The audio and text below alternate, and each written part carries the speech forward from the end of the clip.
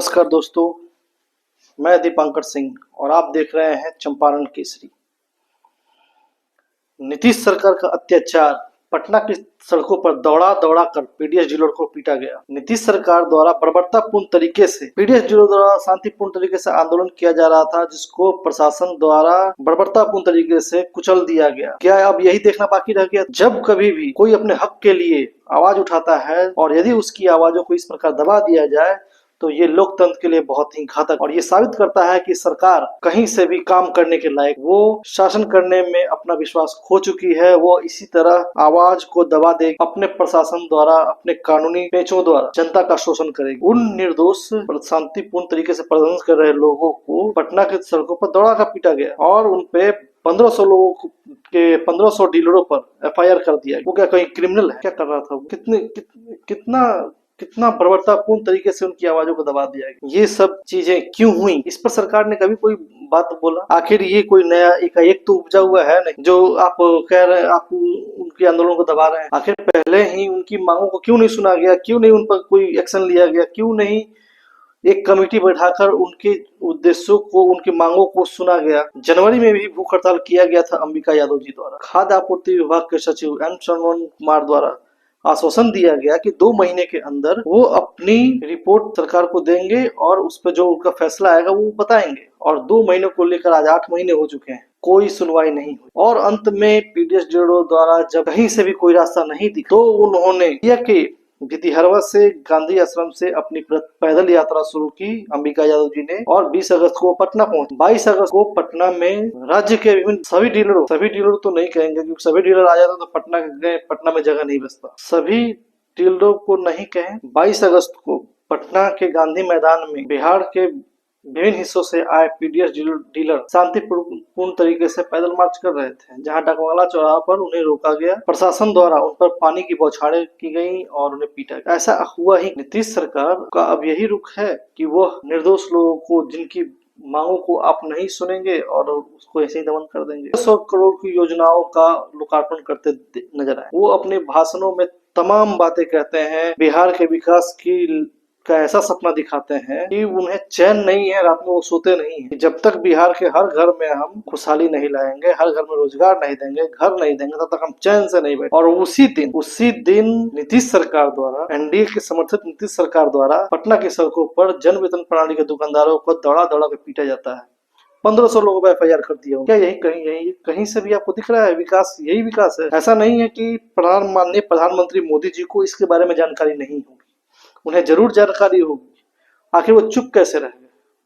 क्यों उन्होंने कोई बात नहीं कही? या सिर्फ भाषण देने आए थे कि वास्तव में उन्हें बिहार के लोगों की फिक्र है, चिंता? यूं योजनाओं का विकास कर देने से, बहुत तरीके से योजनाओं बना देने से देश का और राज्य का विकास नहीं होता। उन्हें जनता के आम लोग जो है, लोकतंत्र में जो आम लोग, देश में जो आम लोग हैं, उनकी समस्याओं को समझना हो। भी लोगों का दुख दर्द समझ में आता है। अरे विधायक और एमएलए जो है, एमएलसी जो है, वो कौन सा आंदोलन किए थे जिनका वेतन बढ़ा दिया आपने, भत्ता बढ़ाया आपने? कहाँ आंदोलन किए थे? उनके पास क्या मजबूरी थी? यहाँ तो ये साफ दिख रहा है। आज के टाइम में पीडीएस डीलरों की जो हाल है वो किसी से छिपी नहीं है। बिहार के पीडीएस डीलर पूरी तरह से शोषित हो चुके हैं। वो, उनका परिवार चलाना तक मुश्किल हो गया है। जिन सरकारी योजनाओं को घर घर तक पहुंचाने का काम पीडीएस डीलर करता है, उसी के घर पे 2 वक्त की रोटी जुटाने का कोई गारंटी नहीं है। कोई भी उसका हाल पूछने वाला नहीं। और नीतीश सरकार द्वारा लाठियों से बर्बरतापूर्ण तरीके से उन्हें पीटा जाता है और उनको जेल में डाल दिया जाता है,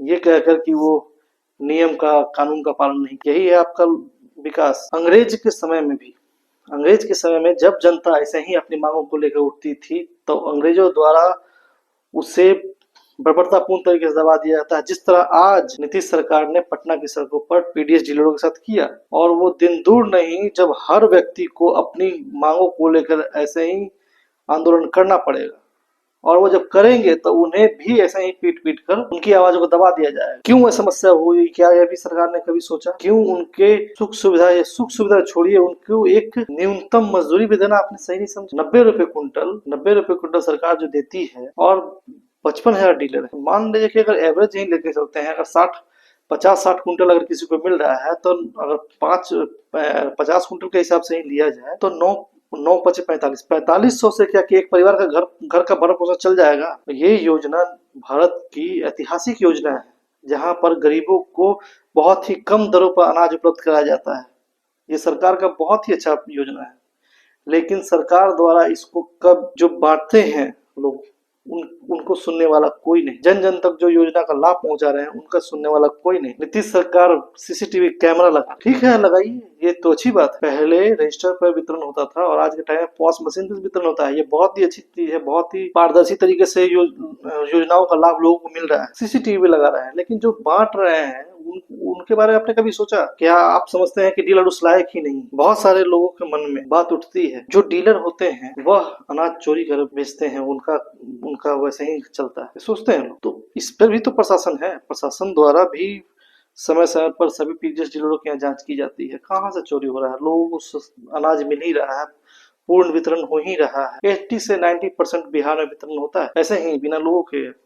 या आपको लगता है कि पीडीएस डीलरों द्वारा वितरण नहीं किया जाता? यदि ऐसा होता तो पूरे बिहार में क्या पूरे देश में विद्रोह हो चुका है। पीडीएस डीलर अपनी पूर्ण निष्ठा के साथ अपने कामों को पूरा करते हैं और उन्हीं की आवाज सुनने वाला कोई नहीं है। क्यों नहीं आपने पहले ही इसका निर्णय लिया? तो बातें बहुत सारी हैं और बातें बहुत लंबी हो जाएंगी अगर कहा जाएगा तो, लेकिन सरकार को इस चीज को गंभीरता से लेना चाहिए। सरकार को समझना चाहिए कि जब किसी व्यक्ति की सहनशीलता जब खत्म हो जाती है तभी वो ऐसे काम करने में मजबूर होता है। उसकी जब बात कोई नहीं सुनता तो वैसे ही काम करता है। ये कहीं से भी गलत नहीं है। लोकतंत्र में हर किसी को अपनी बात को रखने का अधिकार होता है। भितिहरवा से जो अंबिका यादव जी ने पैदल यात्रा किया, वो ये बताता है कि गांधी जी के आदर्श और सिद्धांत आज भी जीवित हैं और आज भी उसी सिद्धांतों और आदर्शों का पालन करते हुए लोगों को न्याय मिलेगा। यदि आपको मेरा वीडियो पसंद आया हो तो चैनल को लाइक करें, वीडियो को सब्सक्राइब जरूर करें, ताकि यह बिहार के 55,000 डीलर तक ये बात पहुंचे और पूरी जनता तक ये बात पहुंचे कि कैसे सरकार द्वारा दमनकारी नीति का प्रयोग करते हुए डीलरों पर लाठियां चलवाई गई,